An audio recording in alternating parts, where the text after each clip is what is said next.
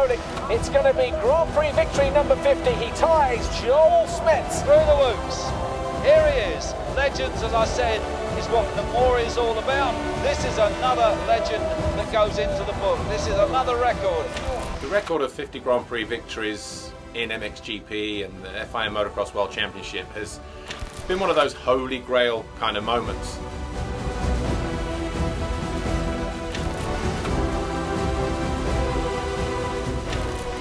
We've seen many good generation of riders not come close to that total, and even now it's such a huge achievement.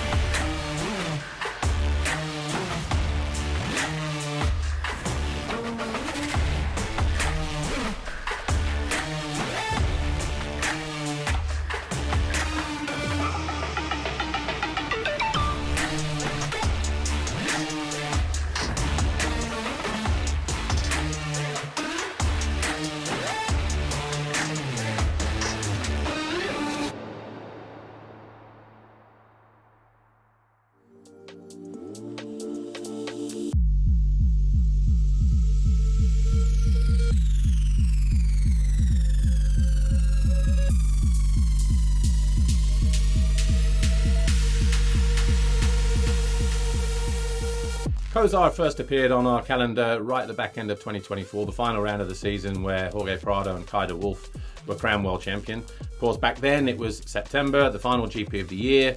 It was hot, it was dry, it was stony, and the track was relatively quite small. Now, during the winter break, as we knew this was going to be the second round on the calendar, the track crews went to work already. They took a load of the stone off the top, brought in a lot of topsoil as well, made the track longer, certainly down the bottom end of the paddock. So there was a left-hander that then ran towards a Monster Energy triple, came back the other way through those waves, and then turned right again. So they just utilise a lot more of that space.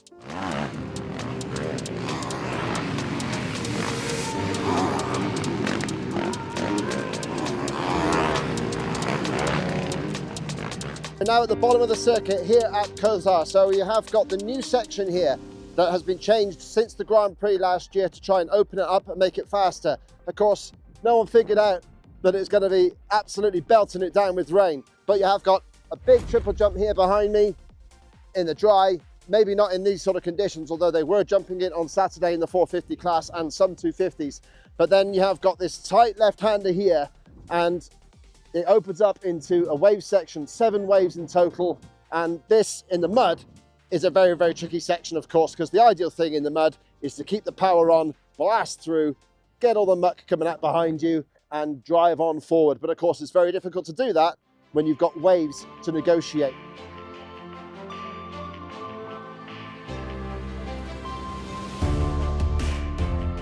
The qualifying races now carrying World Championship points over the last couple of years. Effectively, we can see a new red plate holder at the end of Saturday. And we saw it again in Spain, in Kozar, with Sasha Coonan, who came away from there tied on points with Kai de Wolf, but because he got the better result the last time they raced, then obviously the Belgian was the new red plate holder going into the races on Sunday. Now, from that perspective, with rain and all kinds of unknowns, we weren't sure whether he was going to keep the red plate, whether Kai was going to regain it or somebody else, just because of the massive unknowns with weather conditions. But to have it is one thing, to keep it is another. When you ask anybody, they'd rather have it at the last round and turn it into gold, but we're only round 2, so still a lot of racing to go.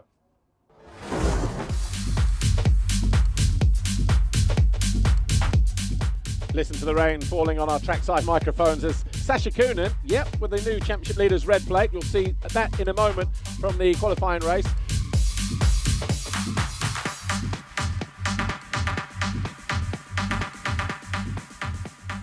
If ever there was a time to get a good start, today is the day. The Fly Racing 15-second board up for the first time today. MX2 Race 1, 30 minutes plus 2 laps. It's going to be absolutely pure torture for the riders out there.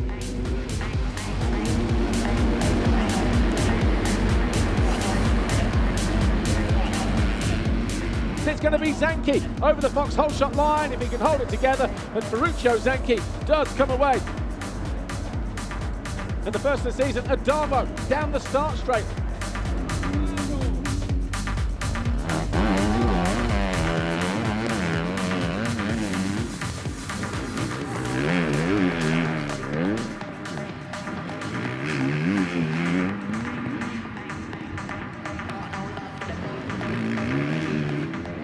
Ferruccio Zanchi, the newcomer to the class last year, has yet to win a race in MX2. But with conditions like this, if your focus is pin sharp and you concentrate in the way that you should be, all of a sudden the track will come to you. And I actually like the fact that it's continuing to rain.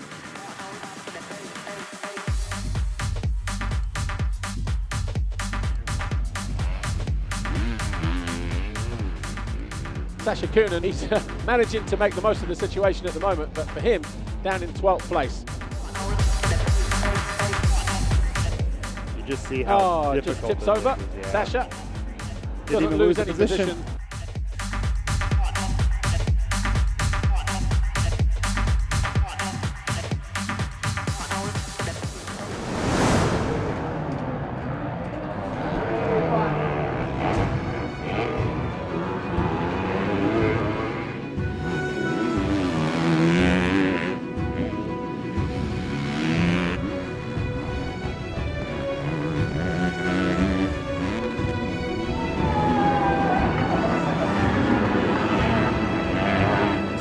Just lost the front, back end came around on him, tried to keep the hand on the handlebar there just to keep it clean, but the hand just slipped off as well, and now he's again off the side of the track.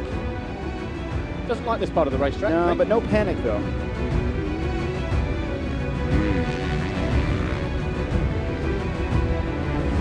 It's been a perfect race for the Italian, and Ferruccio Zanchi will cross the line. He wins race 1 here in Castilla-La Mancha, and what a win it is, and what a moment for the youngster.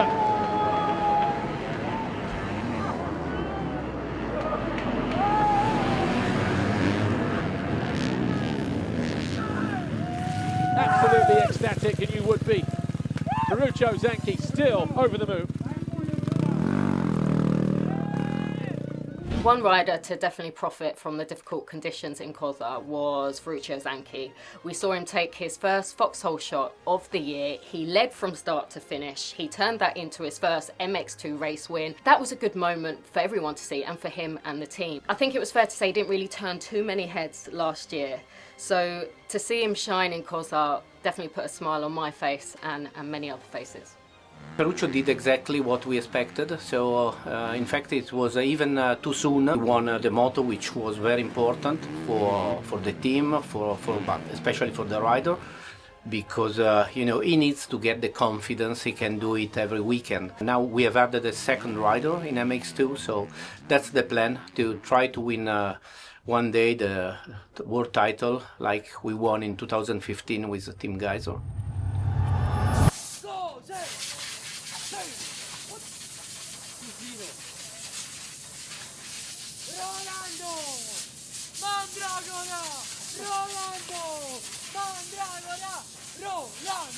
Mandragora! 2-0! Forza Fiorentina!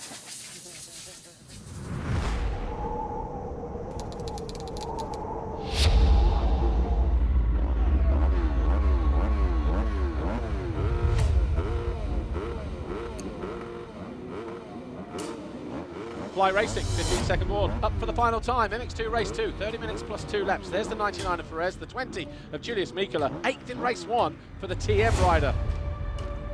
No Mathis Valin having a wrist injury looked at ahead on the next GP in France.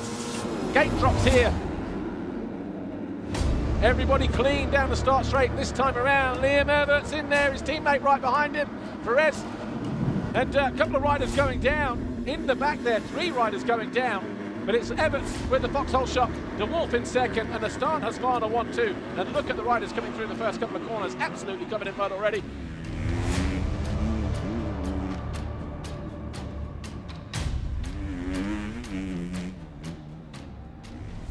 Beniston trying to make the move that he did in race 1, down the inside, it doesn't work out for him.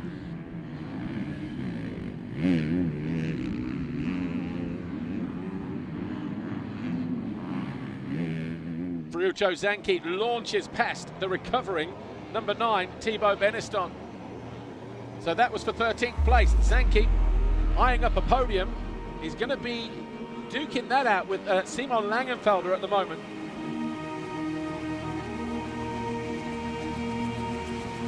Everts on the charge as he comes in to lap Thibaut Beniston. Even made that look so easy.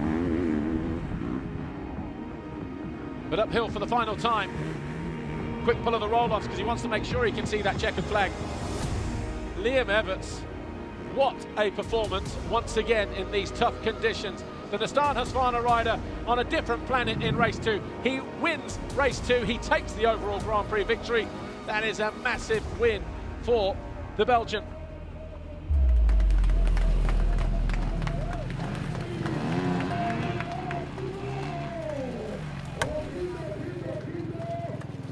And for the first time in his career, Ferruccio Zanchi, who was 16th overall in round 1, comes away 3rd overall here in round 2. Kai de Wolf will be 2nd overall after picking up the overall victory in Argentina. He goes 3-2 for his efforts this weekend. And Liam Everts, a 2-1, 4th overall, just missed the podium at round 1. Makes up for it, more than makes up for it here in the mud in Kozar. So a first ever podium for Ferruccio Zanchi, first win of the year for Liam Everts. And Kai de Wolf is back in red. Now, for someone who's 6 months ago was in a hospital with a neck injury, not knowing whether he's going to race again, in the form of Liam Everts, for him, this race couldn't come soon enough in terms of a boost in confidence. And what we saw again, exactly what we saw in Portugal 12 months ago, is just this smooth style, this technique, up on the pegs, didn't rush, he went slower to go faster, he was in a gear higher than everybody else, his revs were a lot lower than everybody else's, and he looked like he was riding a completely different track. So the question is, when we go to places like Saint-Jean round 3, and it's a lot higher and a lot faster, and you've got the intensity that maybe Kai de Wolf, Thibaut Beniston, and Darmo and Sasha Kunin, for instance, have, will Liam be able to live with that at round 3? Because that's the thing that's probably missing, and that's why Kozar came at such a good time for him. And the only difference now between him and Kai is that Kai's had a 5th and Liam's had an 8th. That's the only difference in the points, because they both had a 1-2-3 finish. So Ferruccio Zanchi's win at Kozar is a real moment for HRC in their MX2 project. The competition is so intense in MX2, but this project is being moved forward now by 2 young Italian riders, and it's going to be intriguing to see where it goes next, because they've got real potential in that machine. Before the GP had even sort of turned a wheel in Kozar, I saw Thibaut Beniston at breakfast in the hotel, asked him about Argentina, asked him about the track, and actually he really enjoyed the track. Said it was fast but really good, flowing, and enjoyed it, but the GP just didn't go well for him. So he was a rider looking to bounce back coming into Spain, and he did that with a qualifying race win.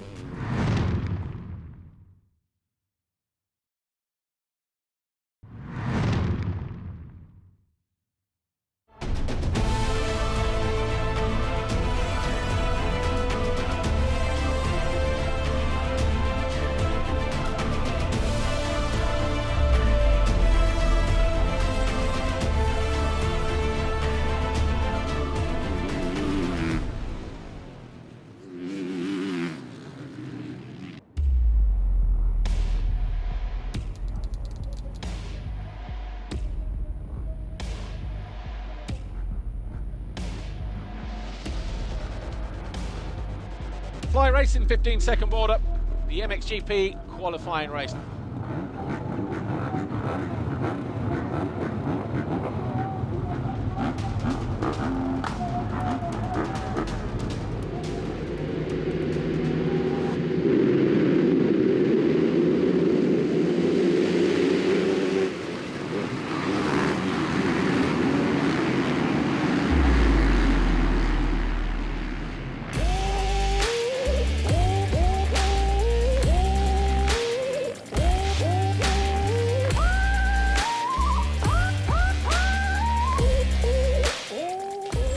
Tidy there for Guy Serras. Oh, he goes down, and that's some of the youthful exuberance that he has to avoid.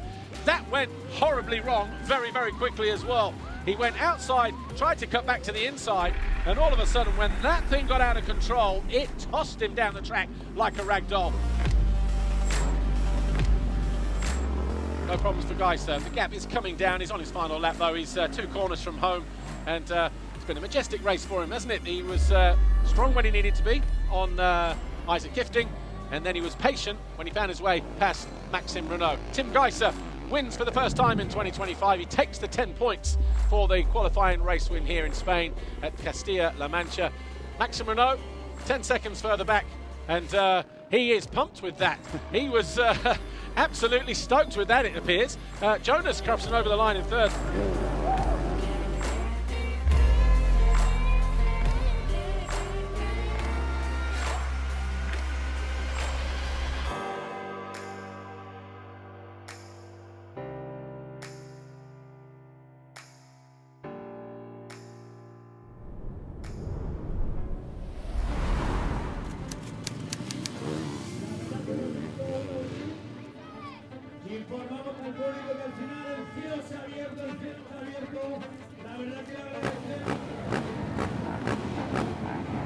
Fly Racing 15-second board goes up.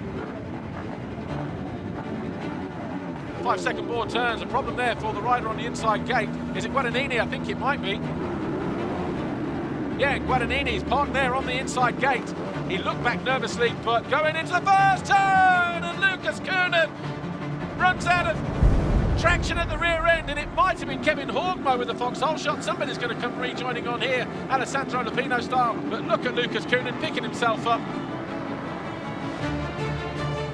But it's Fernandez who leads.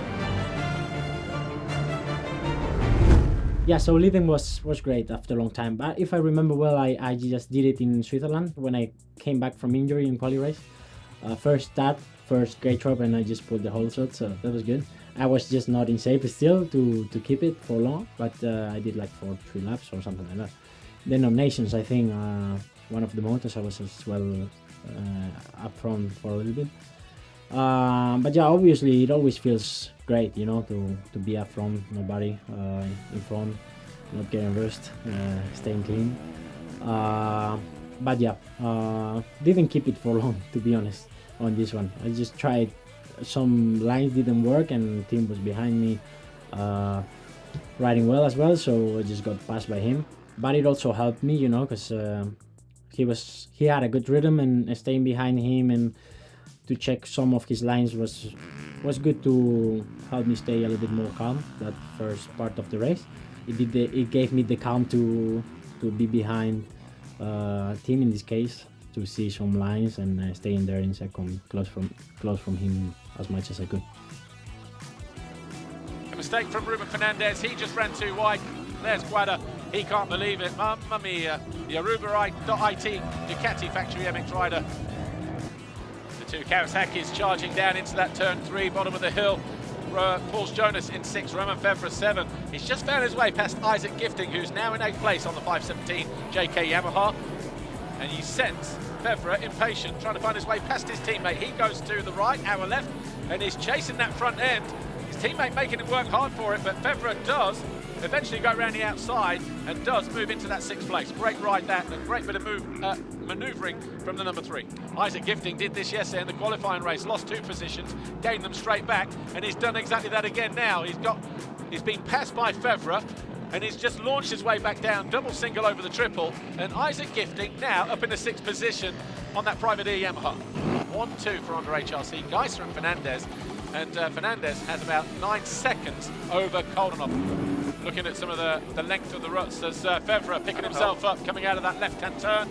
Can't afford to stay in the same line, in the same wheel track, because that's just going to throw Roost up into the face of the 959, the championship leader heading into this race. And all of a sudden he makes a mistake, picks himself up, or tries to pick himself up. Instead of gaining a position into 7th, he loses a position, or maybe 2 or 3, as he remounts. Tim Geiser is going to cross the line, victorious in race 1. What a performance it has been. It's been an absolute mud masterclass for the 5-time world champion. And Ruben Fernandez completes a Honda HRC 1-2 in race 1. I mean, mud race is like, you need a little bit luck on the end, you know. Of course, you know, the start is key. Start is the most important part, because if you start in front, you have, let's say, the most clean goggles and everything. If you are behind, you get trusted, and immediately, you know, you can have some issues with the goggles. But I mean, to have something specific when it's mud, you know, like a rituals or mindset. I mean, like, you just want to go out there and grab a good start and ride smart, you know. We all know that in Kozar was kind of like surviving, you know, so you had to really be smart.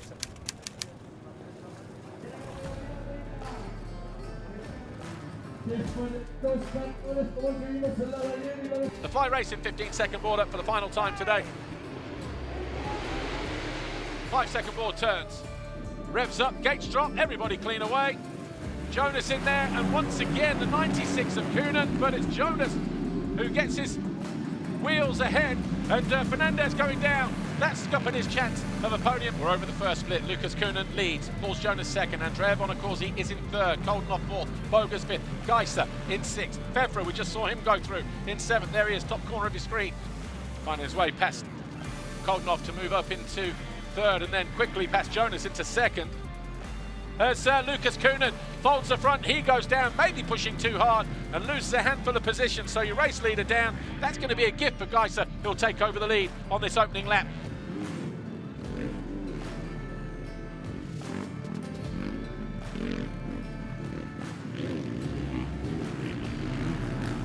Iago, final corner onto the finish line jump. That's how far back he is. Oh, and was that Jonas? Yeah, knacking his way through the singles there, and then having a word with the sponsors down on the outside of the turn, losing a handful of positions in quick succession. Geiser leads away, 14.8 seconds clear. Andrea Bonacorsi here, Fantic Factory MXGP. He is on third place in the race and eyeing up a podium, a first ever in MXGP this weekend. He's got 3 points over Fevre in fourth. And out of the final turn, Tim Geiser takes the checkered flag. 3 wins out of 3 this weekend, including the qualifying race win. 2 on the day, the overall Grand Prix victory, and 50 wins for the Slovenian.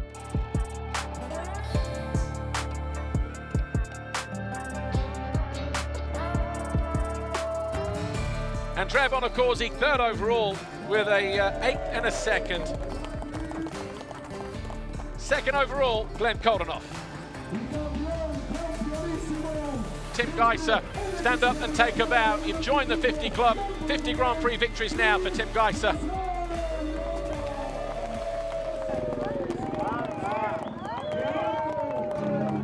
Last weekend I managed to take my 50th overall GP win. I mean, it's a big number, and to be joining such a legend in the sport, you know, to achieve 50 Grand Prix victories. It's amazing, you know. Obviously, I didn't know last week. When I crossed the line, obviously I was super happy, you know, to win the overall. But I didn't know that it was my 50th Grand Prix victory. So obviously, when they told me, like, I was super happy, and I mean, it gives you even more motivation, you know, like to go even more forward, to try to reach even bigger numbers. Joel Robert was the first rider to get to 50 Grand Prix wins, and he was so ahead of his time. One of the first riders to really launch a motorcycle from a jump or a bank, use the airtime to gain time, and he was just a class above in the late 60s and early 1970s. He set that win mark, and it was nearly 30 years before it was matched by another incredible rider, Stefan Everts. He also won 6 world titles, and still to this day, only 2 riders have even passed that mark. So that gives you an idea of just how important Joel Robert, who was the first to get to 50 wins, is in the history of motocross. Since then, of course, we've had just a handful of riders also reach that milestone, including Stefan Everts, including Jeffrey Hurlings, Antonio Cairoli, Joel Smets. Yeah, well, if we talk about 50 GP wins, that was not really what was in my mind when I started racing dirt bikes. I'm a pretty different story to most of the other stories. I got my first dirt bike when I was 17. I rode my first GP when I was 21. I never had an 85, never had a 125, never had a 250. So I jumped straight into the big class. When you reach that mark of 50, that was, then it really sunk into me. Then it was like, especially because it was Joel Robert who had 150. I was named after him. Yeah, so no need to explain how special that was. Let's say, yeah, to beat my hero. And that 50, if you can get there, that's a whole new level of status in terms of your sort of persona and your place in the history of the sport.